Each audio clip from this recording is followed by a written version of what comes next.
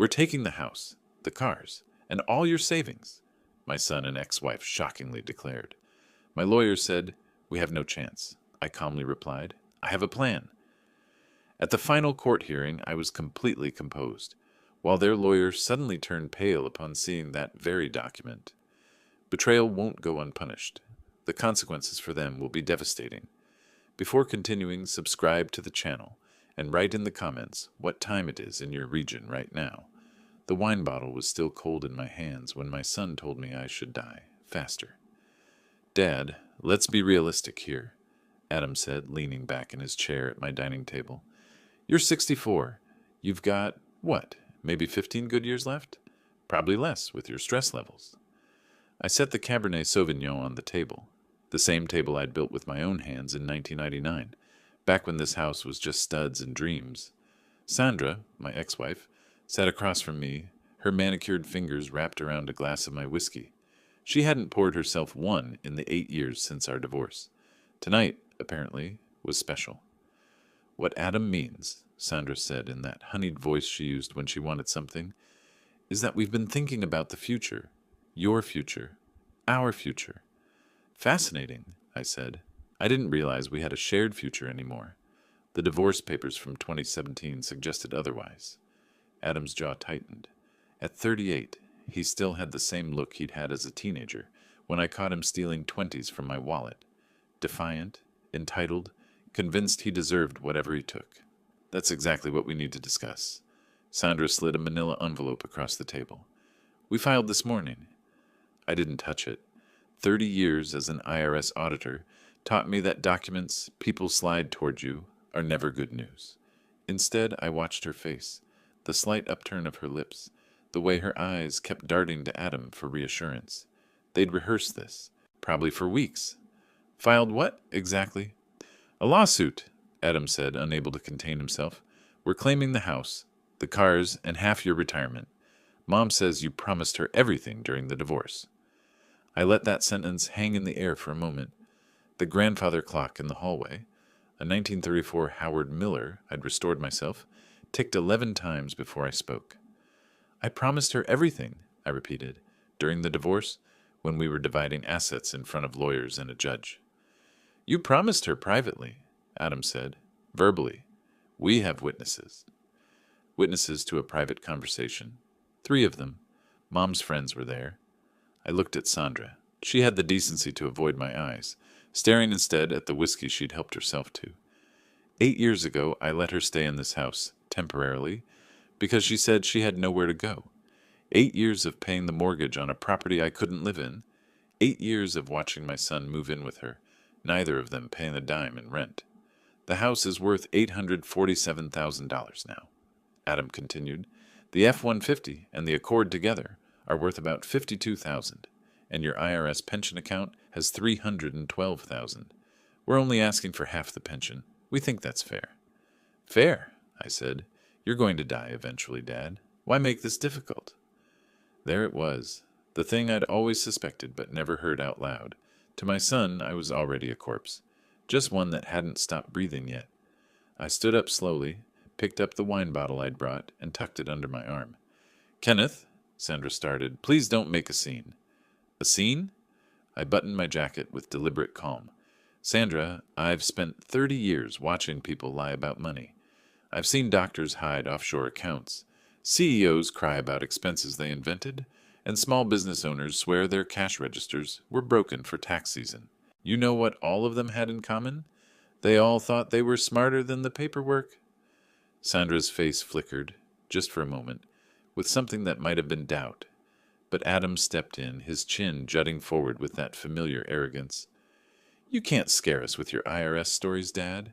This isn't a tax audit. This is family court. Different rules." "Rules?" I repeated, savoring the word. "You want to talk about rules?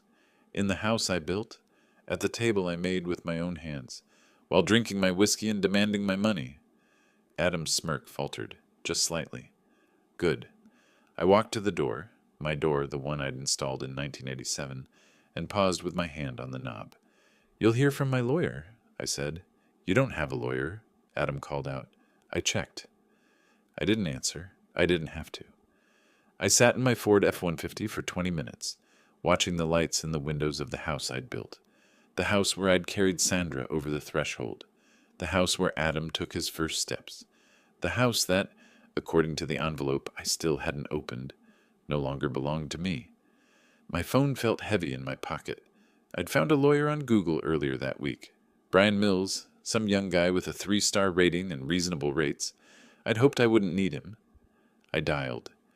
Mills Law Office, this is Brian. Mr. Mills, my name is Kenneth Watson. I believe I'm about to be in a significant amount of legal trouble. I explained the situation in the same methodical tone I'd used in thousands of audit interviews. The house, the alleged promise, the witnesses, the son who thought my death was taking too long. When I finished, the line was silent for nearly 30 seconds. Mr. Watson, Brian Mills finally said, I'll be honest with you. This is going to be a difficult case. Very difficult. The office of Brian Mills was exactly what a 3-star Google rating would suggest. A converted storage space above a dry cleaner, with a desk that wobbled and diplomas hung slightly crooked on wood-paneled walls.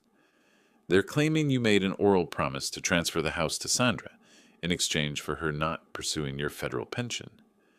Brian pushed a stack of papers toward me. Dated July 15th, 2017. They have 3 witnesses willing to testify under oath.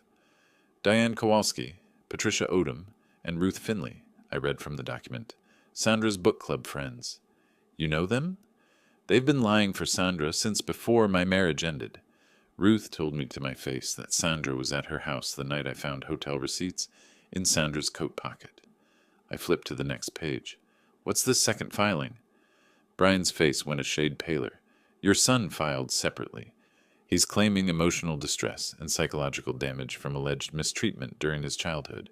He's asking for $200,000 in damages. The number should have shocked me. Instead, I thought about a summer afternoon in 1994, when Adam was 7 years old.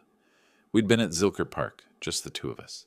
He wanted ice cream, and I'd said he had to finish his sandwich first. Standard parenting. He threw the sandwich into the duck pond and announced he hated me. I bought him the ice cream anyway. I bought him everything anyway. The car when he was 16, the apartment deposit when he was 22, the business loan of $12,000 when he was 29, which he'd never mentioned again. Mr. Watson? Brian was staring at me. Combined total? $1.2 million, give or take. He straightened the papers that didn't need straightening. I have to be honest with you, sir. This isn't my area of expertise. Family law, property disputes. I mostly handle DUIs and minor contract issues. You need someone with more experience? You're telling me you can't help.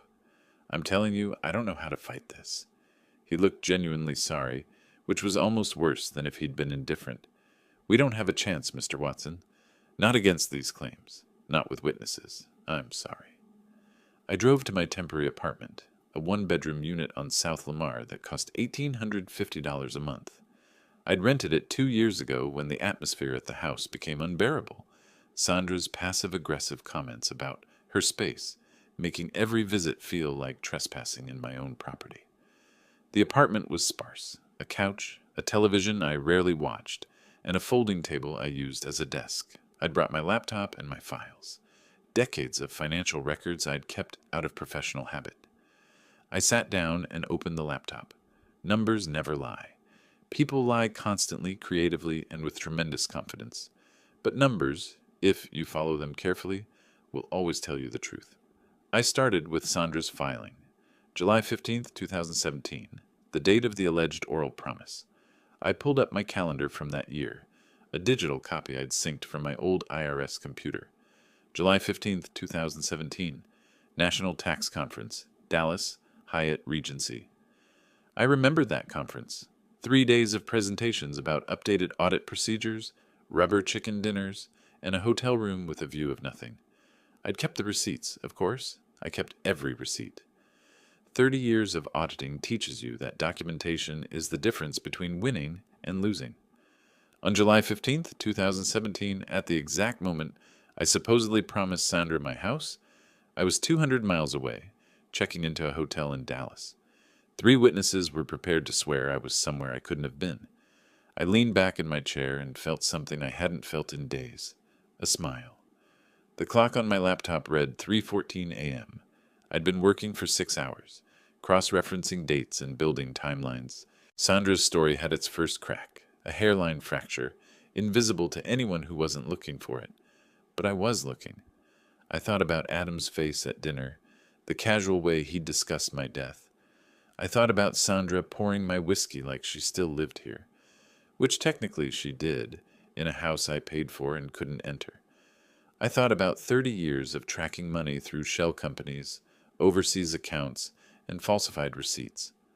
I thought about the people who'd sat across from me in IRS interview rooms, sweating through their lies, convinced they'd outsmarted the system. None of them ever did. "First lie," I said to the empty apartment. "There will be others." I opened a new document and began to type. Not legal arguments. I'd leave those to a real lawyer once I found one. Instead, I typed questions. The questions I'd ask if this were an audit. The inconsistencies I'd probe. The places where the numbers didn't match the story. Sandra thought she knew me. She thought 8 years of living in my house, spending my tolerance, had taught her how I operated. But she'd only ever seen Kenneth, the husband. Kenneth, the father. Kenneth, the man who bought ice cream for a boy who threw sandwiches at ducks. She'd never seen Kenneth, the auditor. By morning, I had a list of 17 questions and a plan taking shape in my mind. I spent 3 days researching lawyers in Austin the way I used to research tax evaders, methodically, thoroughly, and without mercy. The first 2 attorneys I called wanted retainers of $15,000 just to review the case. The third didn't return my call. The fourth suggested I settle. "These family disputes rarely go well for the defendant, Mr. Watson." I thanked him for his time and crossed his name off my list. On day 3, I found Quinn Harper. Her profile on Avvo showed a 4.9 rating out of 5 stars, with a specialization in property disputes and real estate litigation. The reviews used words like surgical, relentless, and worth every penny. One former client wrote, "She found holes in the opposing counsel's case that no one else would have seen." She charged $450 an hour. I made an appointment for the next morning. Her office was on the 12th floor of a glass tower on Congress Avenue, a different universe from Brian Mills' storage space above a dry cleaner.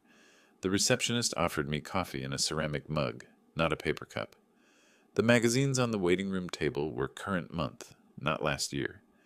Quinn Harper was a woman in her early 50s, with gray streaked hair pulled back in a severe bun and reading glasses perched on her nose. She didn't smile when I entered, didn't offer pleasantries or small talk. She simply pointed to a chair across from her desk and said, "Sit, talk." I talked for 45 minutes.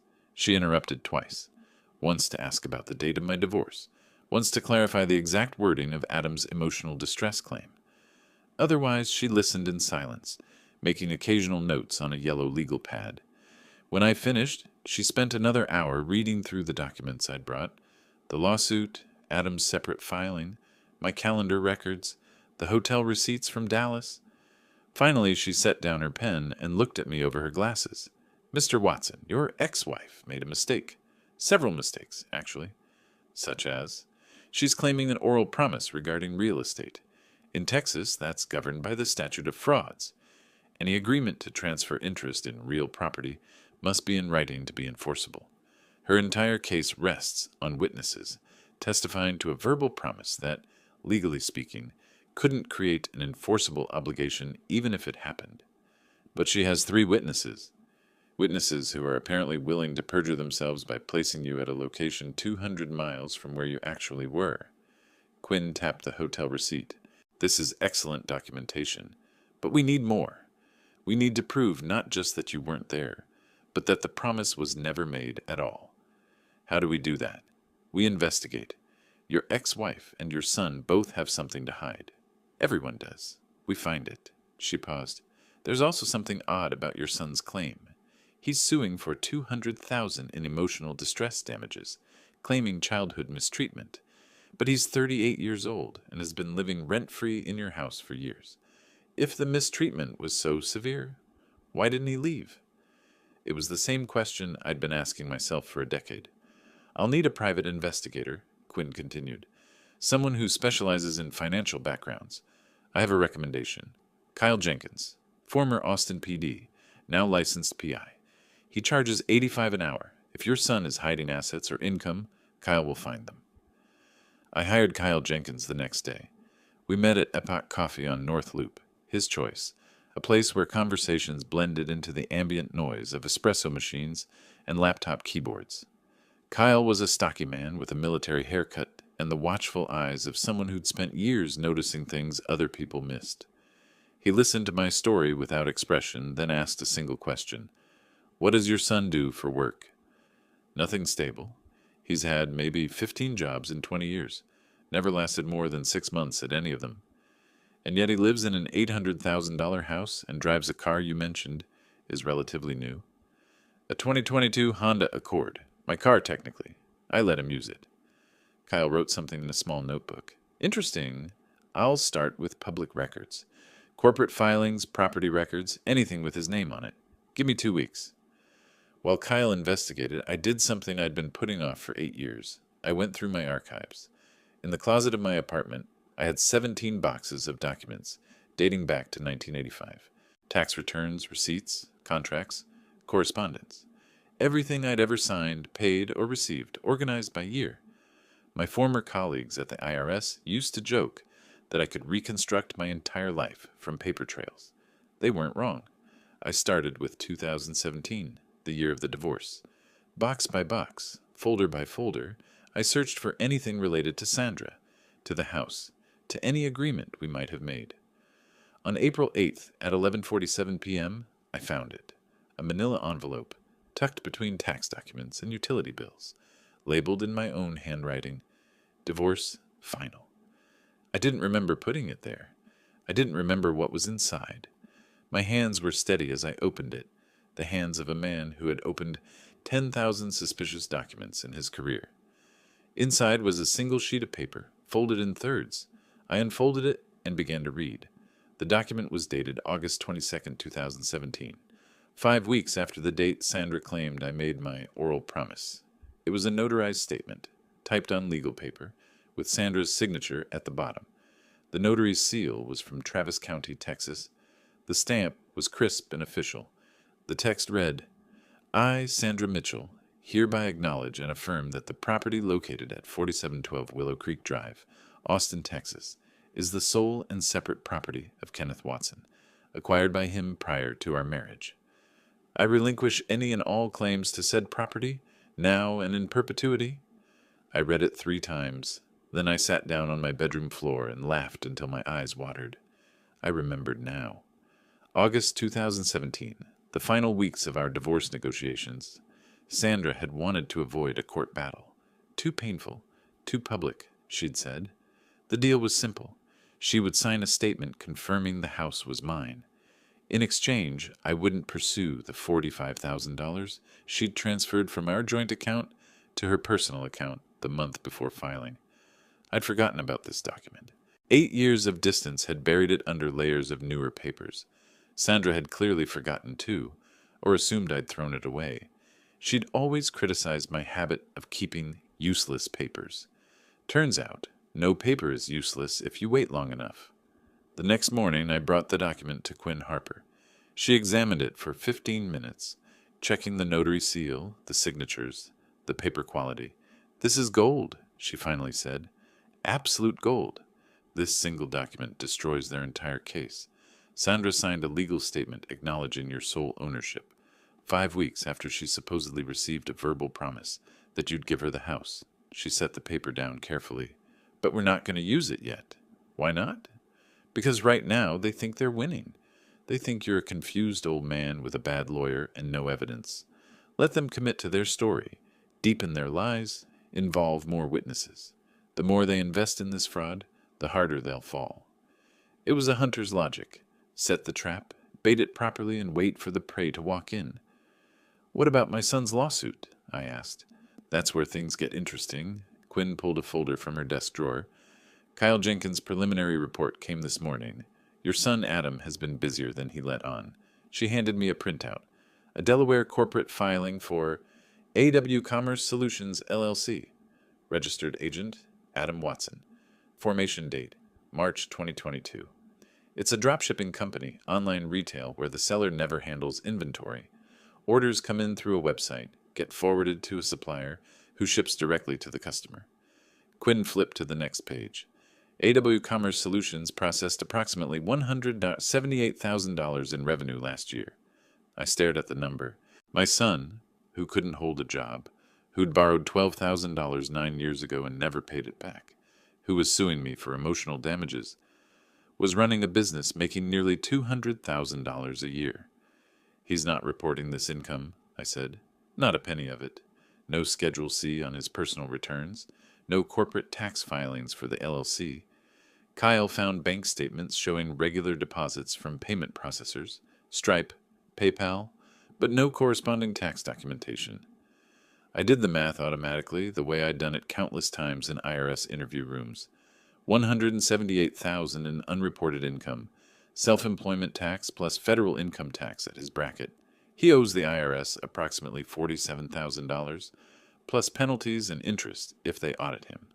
That's Kyle's estimate as well. Quinn closed the folder. Your son is suing you for childhood trauma while hiding a small fortune from the federal government. The irony is remarkable. I thought about Adam at that dinner table, telling me I should die faster. About the loans never repaid, jobs never kept, excuses never ending. The son who blamed me for every failure while secretly building a business he'd never mentioned. What do we do with this information? For now, nothing. We document everything and wait. When the time comes, we'll have options. Quinn stood, signaling the meeting was over. Mr. Watson, your ex-wife and son aren't just trying to take your assets. They fabricated evidence, recruited false witnesses, filed fraudulent claims. That's not a family dispute. That's a coordinated attack. She walked me to the door. I'm going to enjoy dismantling them. That night, I sat in my apartment with the notarized document before me. Austin's skyline glittered through the window. 10,000 lights, each one someone else's story. I thought about Sandra's confidence when she'd slid that envelope across my table. She'd been so certain I would crumble. Kyle Jenkins called just before midnight. Mr. Watson, I've got something else. Your son's been making payments. $3,000 a month to a Delaware address. Might have a silent partner. Want me to dig deeper? Yes, I said. Dig until you hit bedrock. I hung up and looked at the document again. Sandra's signature, neat and precise. The notary's seal, undeniable. She'd handed me the weapon that would end her case, and she didn't even remember doing it. The counterattack came on April 28th, exactly 3 weeks after I'd hired Quinn Harper. I was in my apartment, sorting through another box of old documents, when my phone buzzed with a text from a number I didn't recognize. Check your email. You've been served. The email contained a court filing from Victor Salazar, Sandra, and Adam's attorney. I'd researched him after seeing his name on their lawsuit. 45 years old, aggressive reputation, known in Austin legal circles as the Bulldog. He took cases on contingency, which meant he only got paid if he won.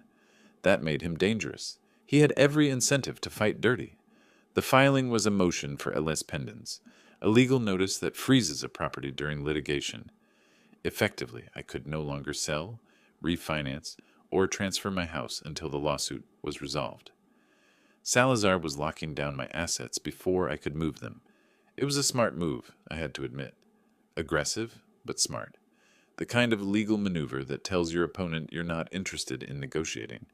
You're interested in winning. I forwarded the document to Quinn. Her response came within minutes. Expected. Don't worry. We'll handle it. But Salazar wasn't done. The next morning, I woke up to 17 text messages. Most were from former colleagues at the IRS, people I'd worked with for decades, people who had respected me. The messages all asked variations of the same question. Ken, is this true? Adam had posted on Facebook. The post was 3 paragraphs long, written with the practiced tone of someone who'd rehearsed their victimhood. He described growing up with an emotionally absent father who valued money over family. He talked about years of psychological manipulation and financial control tactics. He ended with a plea. I'm finally standing up for myself and my mother. If you've ever supported us, please share this story. 214 likes, 47 shares. Comments from Sandra's friends calling me a monster and a narcissist. One comment read, "So brave of you to speak your truth, Adam. Your father should be ashamed." Another said, "Praying for you and Sandra during this difficult time." I read through every word, every comment, every accusation. My hands were steady. My pulse didn't rise. I'd spent 30 years watching people lie professionally. Adam's Facebook post was amateur hour compared to the corporate fraudsters I'd interrogated, but it still hurt. Not the lies themselves, but the efficiency of them. How quickly people I'd known for years were willing to believe the worst about me, based on nothing but my son's carefully crafted narrative. 30 years of honest work and a single social media post could make strangers think I was a villain. My phone rang, a number I recognized, Martha Chen, my former supervisor at the IRS Austin office. "Kenneth," she said carefully, "I saw Adam's post. I wanted to ask you directly. Is any of this true?" "No, Martha, none of it." A pause. "Okay, I believe you. But you should know. People are talking. Some of them aren't sure what to think." "Let them talk," I said. "The truth will come out in court." Quinn Harper called an hour later. "I saw the Facebook post. Don't respond publicly. Anything you say can be used against you. Instead, we are going to respond legally." She filed 2 motions that afternoon. The first was a counterclaim to validate the 2017 notarized document, a formal request for the court to recognize Sandra's written acknowledgement that the house was my sole property. The second was a defamation lawsuit against Adam. $50,000 in damages for the Facebook post. In Texas, defamation per se applies when someone falsely accuses another of criminal conduct or moral turpitude. Adam's post accused me of psychological abuse. That qualified. "This will get their attention," Quinn said. "They thought you'd fold. They thought you'd accept some settlement to make the embarrassment go away. Now they know you're fighting back." But I had one more card to play. That evening I sat at my laptop and opened the IRS whistleblower submission portal. Form 211, Application for Award for Original Information. The form allows citizens to report tax fraud and potentially receive a percentage of any taxes recovered. I filled it out carefully, the way I'd taught hundreds of agents to do over 3 decades. Adam's name, his LLC, the unreported income, the estimated tax liability of $47,000. This wasn't revenge. This was the law. Adam had evaded taxes on nearly $200,000. Any citizen who discovered that information had a legal right, arguably a duty, to report it. I submitted the form at 11:47 p.m. and closed my laptop. Outside my window, Austin was still awake. Traffic sounds, distant music, the hum of a city that never quite slept. Quinn called the next morning, her voice tight. "Victor Salazar just contacted me. He says, and I quote, 'Your client wants a war? He'll get one. We found a 4th witness.'" The 4th witness was Karen Rogers. I knew Karen. She'd lived next door to us on Willow Creek Drive for 15 years, a pleasant woman in her late 50s who'd always waved from her porch and brought over Christmas cookies. She'd moved to a condo near downtown after her husband passed in 2020. According to Salazar's filing, Karen was prepared to testify under oath that she'd overheard a conversation between Sandra and me in the summer of 2017. Specifically, she claimed she'd heard me say, "This house is yours, Sandra. I'm leaving it to you." Quinn Harper studied the deposition notice with narrowed eyes. "Another witness placing you at a conversation that allegedly happened on July 15th, 2017, the same date you were 200 miles away in Dallas." "Karen wasn't part of Sandra's book club," I said. "She barely knew those women, which makes her more credible than the other 3, a neighbor with no obvious connection to the plaintiff." Quinn set the paper down. "We need to investigate her. Kyle Jenkins should start immediately." Kyle's report came back in 10 days. Karen Rogers owed Sandra $8,500, a personal loan from 2019, documented in a text message exchange Kyle had obtained through legal discovery. Karen had promised to repay it as soon as I get back on my feet. 4 years later, she hadn't paid back a penny. "That's motive," Quinn said, tapping the printout with satisfaction. "She lies for Sandra. Sandra forgives the debt. Classic quid pro quo." But there was something else bothering me. I remembered that summer of 2017, the weeks before the divorce was finalized. Sandra and I had argued on the porch one evening. Karen had been watering her lawn next door. She could have overheard us. But what had I actually said? I closed my eyes and tried to reconstruct the memory. The heat of that July evening, Sandra's tears, real ones that time, or at least convincing, my own exhaustion after months of negotiations, and then, yes, I remembered my exact words. This house is everything I have left, Sandra. I'm not leaving it to you. Not, I'm leaving it to you. The opposite. One word changed and the entire meaning reversed. Karen had either misheard or was deliberately lying. Given the $8,500 debt, I knew which option was more likely. Quinn filed a subpoena for Karen Rogers' financial records on May 25th. We would see exactly what Sandra had paid her and when. 4 days later, my phone rang at 7:14 a.m. The caller ID showed Adam Watson. I answered. "Hello, Adam." "Dad." His voice was different than I'd ever heard it, tight, strained, with an edge of panic underneath the words. "Dad, I just got a letter from the IRS. They're auditing me. They're auditing my business." I let the silence stretch for 5 seconds, then 10. I could hear him breathing on the other end, waiting for me to say something, anything. "Adam, I worked at the IRS for 30 years. I know, that's why I'm calling. Did you do this? Did you report me? If I wanted to hurt you, son, you'd already be in prison. The IRS doesn't need my help to find unreported income. They have algorithms for that. Software that flags discrepancies between payment processor records and tax filings. This is insane. They're asking for 3 years of records, bank statements, invoices, everything. Then I suggest you find a good tax attorney. The penalties for willful failure to file can be severe. We're talking about 25% of the unpaid tax, plus interest, plus potential criminal charges if they determine intent." "Dad, please. You sued me for emotional abuse, Adam. You told the internet I was a monster. You're trying to take my house, my cars, my retirement." I kept my voice calm, almost pleasant. "And now you're asking me for help because the consequences of your own choices are catching up with you." The line went silent. When Adam spoke again, his voice was barely a whisper. "Did you do this?" "Goodbye, Adam." I hung up and set the phone on my kitchen table. My coffee was still warm. The morning light filtered through the blinds. It was a beautiful day. Quinn Harper called that afternoon with news of her own. "We have a problem, Mr. Watson. I just found out who's been assigned to your case. Judge Harold Pierce." "Is that significant?" Judge Pierce and Victor Salazar play golf together.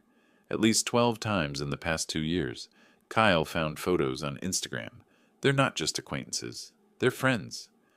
I absorbed this information the way I'd absorbed 1,000 unexpected complications in audit cases. Calmly, analytically. Can we request a different judge? We can file a motion for recusal based on conflict of interest. But it's risky. Judges don't like being accused of bias. If the motion fails, Pierce might hold it against us throughout the trial. What are our chances if we don't file? Quinn's pause told me everything. With Pierce on the bench and Salazar as opposing counsel? Not good. They'll know each other's strategies. They'll have a rapport that we can't match. I thought about Sandra and Adam, confident in their lies, about Victor Salazar, building his case on fabricated evidence and purchased witnesses, about a system that was supposed to deliver justice, but was riddled with personal connections and quiet favors. "File the motion," I said. "Let's see if the system can be made to work honestly." The motion to recuse Judge Harold Pierce was filed on June 18, 2025. Quinn Harper had compiled a meticulous dossier, 12 photographs from Victor Salazar's Instagram account showing him and Judge Pierce on various golf courses around Austin, timestamps, location tags, comments from mutual friends joking about their Wednesday tradition. One photo caption read, "Another great round with my favorite judge. Harold owes me $20. This is either going to work brilliantly or blow up in our faces," Quinn said as she submitted the filing. "Judges protect their own. Pierce might have friends on the review panel." The response came faster than either of us expected. 3 days later, the Travis County District Court issued a ruling. Judge Harold Pierce was removed from Watson v. Watson due to the appearance of impropriety. The case was reassigned to Judge Elizabeth Carter. I researched Judge Carter that same evening. 58 years old, appointed to the bench in 2009, known for her no-nonsense demeanor and zero tolerance for courtroom theatrics. One legal blog described her as the judge who makes lawyers wish they'd prepared better. Another called her brutally fair. She'll rule against you if you're wrong, no matter how sympathetic your story is. Quinn was pleased. Carter doesn't play favorites. She follows the law and the evidence. That's exactly what we need. But Salazar wasn't giving up. The day after the reassignment, he filed a motion to dismiss our defamation counterclaim, arguing that Adam's Facebook post was protected opinion rather than actionable defamation. Quinn shot it down in her response brief, citing 3 Texas precedents where similar posts had been ruled defamatory. Judge Carter denied Salazar's motion in 48 hours. Meanwhile, the IRS audit was tightening around Adam like a slowly closing fist. I heard about his troubles secondhand. Kyle Jenkins had contacts who could track court filings and financial movements without breaking any laws. By late June, Adam had hired a tax attorney. The attorney had reviewed his records and delivered the bad news. Adam owed $47,000 in back taxes, plus $14,100 in penalties and interest. Total, $61,100, due by October 15th. His dropshipping business had essentially collapsed. According to Kyle, Adam hadn't processed a single order in 3 weeks. He was too distracted by the audit, too consumed by damage control, to actually run his company. I felt nothing. No satisfaction, no guilt, just the cold clarity of watching consequences unfold. The preliminary hearing was scheduled for July 15th, exactly 8 years to the day after the oral promise Sandra claimed I had made. The irony was not lost on me. I arrived at the Travis County Courthouse at 8:45 a.m., wearing the same gray suit I'd worn to hundreds of IRS interviews. Quinn Harper met me in the hallway outside courtroom 4B. "How are you feeling?" she asked. "Ready," I said. I'd been ready for months. Sandra and Adam were already inside, seated at the plaintiff's table with Victor Salazar. Sandra wore a pale blue dress, soft, feminine, designed to make her look vulnerable. Her makeup was minimal, her hair pulled back simply. She looked like a woman who had been crying. The performance was flawless. I almost admired it. Adam sat beside her, stiff and pale. He'd lost weight since I'd last seen him. The stress of the lawsuit and the audit carving lines into his face that hadn't been there before. He didn't look at me when I entered. Judge Carter called the hearing to order at precisely 9 a.m. Salazar went first, presenting his case with the confidence of a man who'd done this 1,000 times. The oral promise, the witnesses, the alleged pattern of financial control during my marriage to Sandra. Then Quinn stood up. "Your Honor, before we proceed, the defense would like to address a matter of evidence." She held up a manila folder. "We have documentation proving that on July 15, 2017, the date the plaintiff claims the oral promise was made, the defendant was 200 miles away, attending a professional conference in Dallas." She handed copies to the judge and to Salazar. I watched his face as he read, the slight tightening around his eyes, the almost imperceptible pause before he continued breathing normally. "These are hotel receipts, conference registration records, and credit card statements," Quinn continued. "They establish beyond any reasonable doubt that Mr. Watson could not have been present for the conversation Ms. Mitchell describes." Judge Carter examined the documents. "Mr. Salazar? Response?" Salazar recovered quickly. "Your Honor, the plaintiff may have been mistaken about the exact date. The substance of the promise is what matters." "The substance of a promise that allegedly occurred on a specific date?" Judge Carter's voice was dry. "A date that has been central to the plaintiff's entire filing?" Sandra's composure flickered. Just for a moment, a quick glance at Salazar, a flash of something that might have been fear. It was the first crack in her perfect facade, and I intended to make it wider. The subpoena results arrived on July 2nd, exactly 1 week after the preliminary hearing. Quinn Harper spread the documents across her conference table, like a surgeon laying out instruments. Bank statements, transaction records, wire transfers, Karen Rogers' entire financial history for the past 3 years. "Look at this." Quinn pointed to a highlighted entry from March 12th, 2025.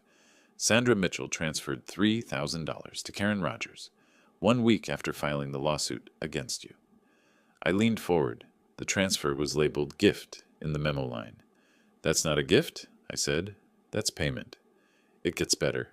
Quinn flipped to another page. Karen also received $1,500 from Sandra in April and another $2,000 in May. Total, $6,500, in addition to the original $8,500 debt that Karen already owed. Sandra was paying her witness, I said, and doing it badly. Every transaction is documented. Every payment leaves a trail. Quinn smiled, a thin, predatory expression that reminded me why I'd hired her. But the real prize is here. She handed me a printout of text messages. Kyle Jenkins had obtained them through legal discovery. Sandra and Karen discussing their arrangement in language that was damning without being explicitly criminal. One message from Sandra, dated March 10th, stood out. Ken will never find that document. I'm sure he threw it out years ago. He never kept anything important. She was talking about the notarized statement from 2017, the document she'd signed acknowledging my sole ownership of the house, the document she'd assumed I'd discarded, the document that was now the centerpiece of our defense. She knew, I said quietly, she knew the document existed, and she bet everything on me not having kept it. She underestimated you, Quinn said. Most people do. The confrontation with Adam came 2 weeks later.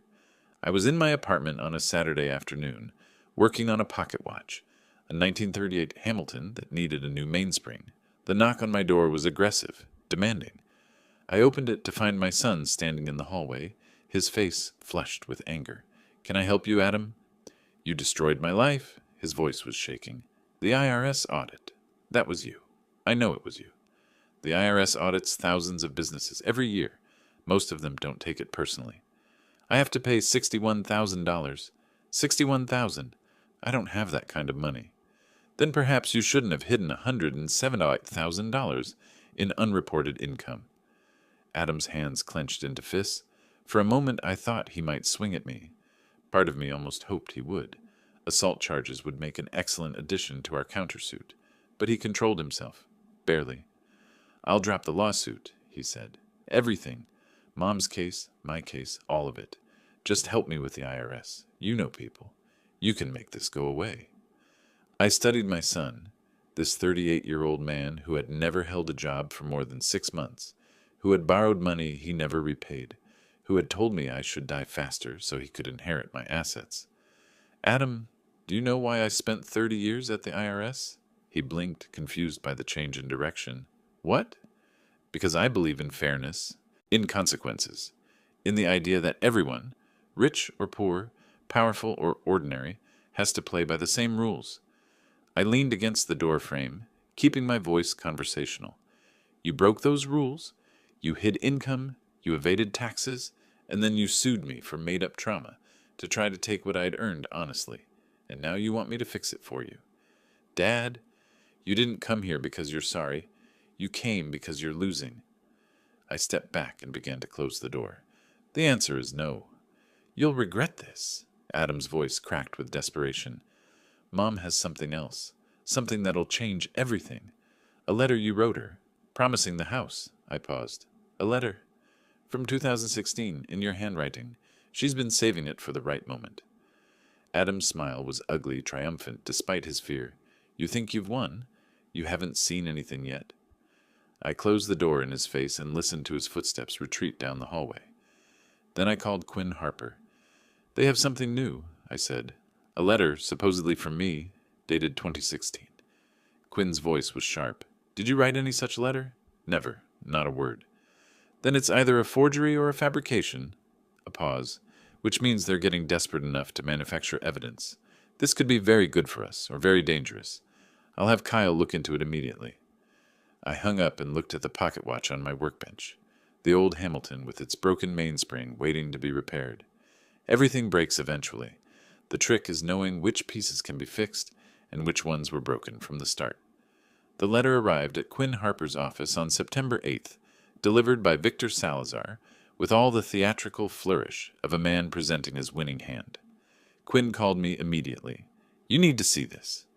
I drove to her office on Congress Avenue, the late summer heat rising from the Austin pavement in visible waves. Inside, Quinn had the letter spread out on her conference table, handling it with latex gloves as if it were evidence at a crime scene, which I suspected it might become. Supposedly written by you in December 2016, she said, addressed to Sandra. It says, and I quote, "I promise that after my death, the house at 4712 Willow Creek Drive will be yours. This is my gift to you for the years we shared together." I looked at the letter. The handwriting was a reasonable approximation of mine. Someone had clearly studied my signature, but I knew I hadn't written these words. I had never made such a promise, never even considered it. The signature, I said. Look at the way the K connects to the E in Kenneth. I haven't written my name that way in decades. I changed my signature style around 2005 after a seminar on document security. I noticed the same thing. Quinn pointed to a section at the bottom. And the paper. Feel how crisp it is. This is supposed to be 9 years old. Paper that age shows wear, yellowing, the faint brittleness of oxidation.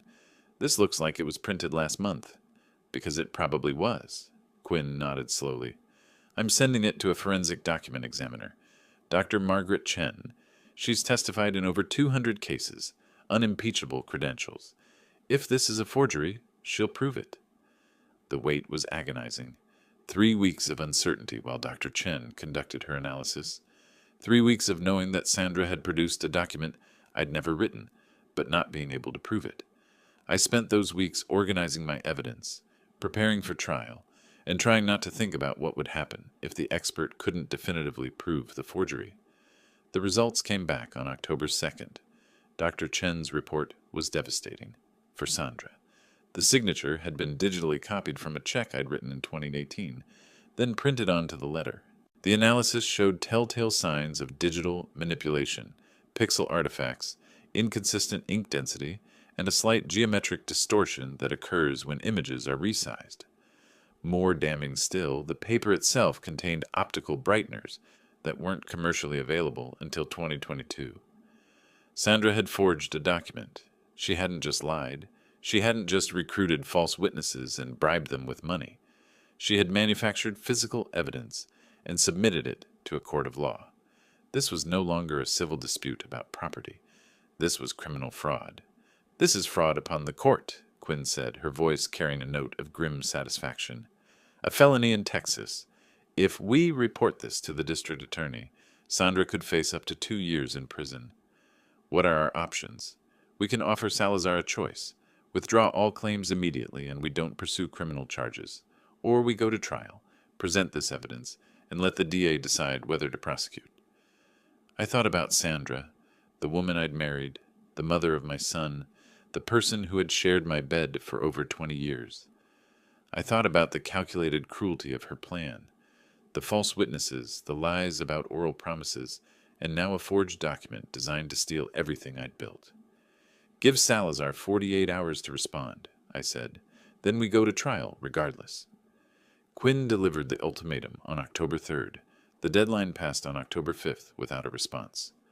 On the morning of October 6th, Quinn received a text message from Victor Salazar.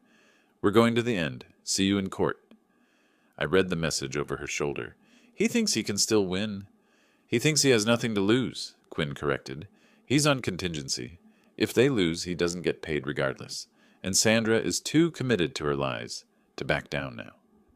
When's the trial? October 20th. Judge Carter moved it up. She doesn't like cases that drag on. Quinn gathered her files. Mr. Watson, I've been a lawyer for 27 years. I've never seen anyone walk into a courtroom with forged evidence that's already been exposed. I spent the next 2 weeks preparing. Kyle Jenkins delivered his final reports. Quinn rehearsed her arguments. I organized every piece of evidence into chronological order. On October 19th, the night before the trial, I sat alone and looked at Sandra's notarized statement from 2017, the document that would end her lawsuit and possibly send her to prison. I felt no triumph, only the cold understanding that some things, once broken, cannot be repaired. Tomorrow, I would walk into that courtroom and watch Sandra's world collapse, not with anger, not with satisfaction, just with the quiet certainty that justice however imperfect, still meant something. The Travis County Courthouse stood at 1000 Guadalupe Street, a building that had seen thousands of disputes resolved within its walls. On October 20th, 2025, it would see the end of Watson versus Watson. I arrived at courtroom 4B at 8:30 a.m. Quinn Harper was already there, her files arranged with surgical precision. Across the aisle, Victor Salazar sat with Sandra and Adam. Karen Rogers and the other witnesses occupied the gallery benches behind them. Sandra wore black, a strategic choice, the grieving ex-wife, the victim. Adam's face was pale, the weight of the IRS debt and the collapsing lawsuit etched into every line around his eyes. He looked like a man who had finally realized he was going to lose. Judge Elizabeth Carter called the court to order at precisely 9 a.m. Salazar presented his case first, confident, articulate, weaving a narrative of a generous wife betrayed by a cold husband.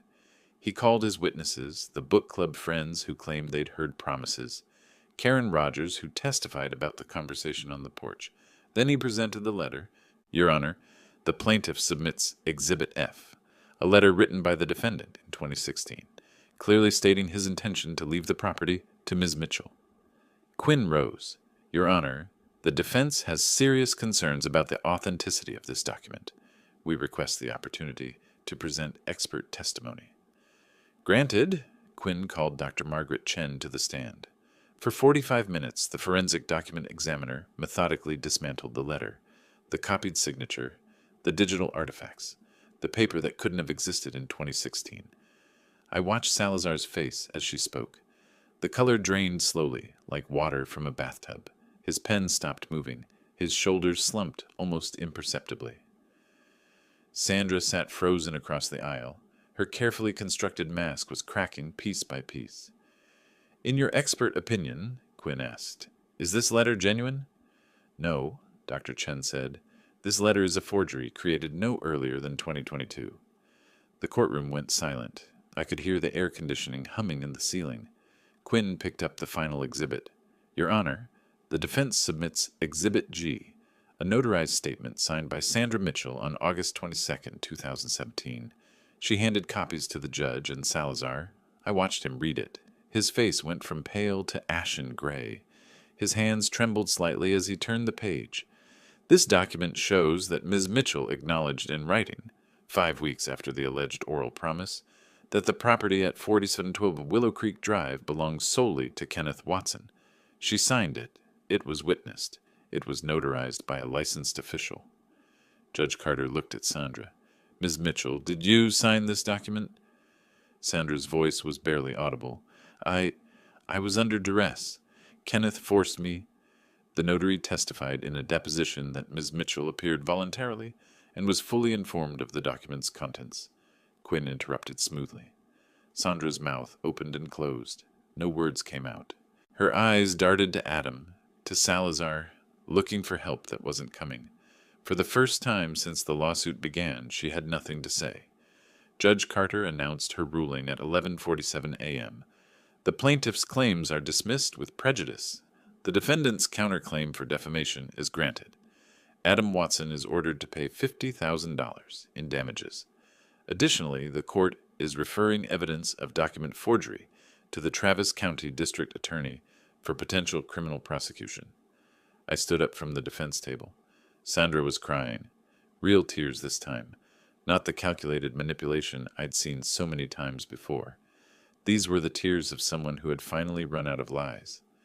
Adam stared straight ahead, his face blank with shock. I walked toward them. Salazar stepped between us, but I wasn't there to gloat. I had only one thing to say. I spent 30 years catching people who thought they were smarter than the system. My voice was calm, almost gentle. You weren't even a challenge. I turned and walked out of the courtroom without looking back. 1 month later, I moved back into my house on Willow Creek Drive. Sandra had vacated within a week of the ruling. The district attorney's investigation was ongoing, and she'd relocated to stay with her sister in Houston. Adam had disappeared somewhere, scraping together money for the IRS debt and the $50,000 he now owed me. I found my workshop exactly as I'd left it. The 1942 Elgin pocket watch was still on the bench, waiting. I sat down, picked up my tools, and began to work. Numbers never lie. People lie constantly, creatively, with tremendous confidence. But if you're patient enough, careful enough, willing to follow the evidence wherever it leads, the truth always comes out. I finished the repair as afternoon sun slanted through my workshop window. The watch ticked steadily, keeping perfect time after 8 decades of silence. I smiled, not because I had won, but because justice still existed for those willing to fight for it. If you like this story, please like this video, subscribe to the channel, and share your impressions of this story in the comments. To listen to the next story, click on the box on the left.